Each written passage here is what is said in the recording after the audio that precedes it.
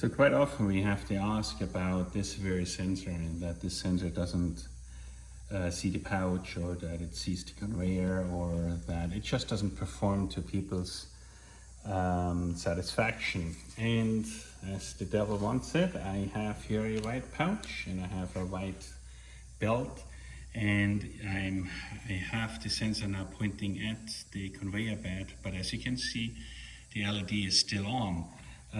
So what I'm gonna do now, I'm going to actually drill a hole in here and have the sensor look through the hole. What I have done for that now is I loosened off the belt already.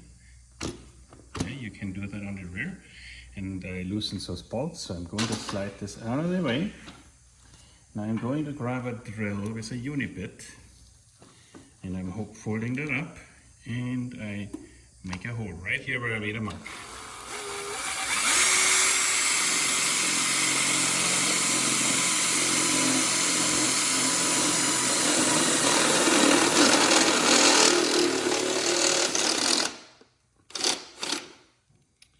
Alright, now here I have my hole. What I'm gonna do now is, of course, I blow out all the shavings and make sure that this is nice and smooth and no sharp edges here at all. And then we're gonna slide the sensor over again, and then we see what results we get. Okay, so now I deburred that, filed that out, blew all the shavings off. Now I'm going to move that back to where it should be. And we can see the LED is off now. Now we grab a pouch and just put it underneath, and the LED comes on. So it makes nothing but sense, because now the sensor is looking into nothing, into a black hole versus a white pouch. White pouches, aluminum, white belt is all very close, so that often the sensor has a bit of trouble, or the operator has trouble teaching it properly.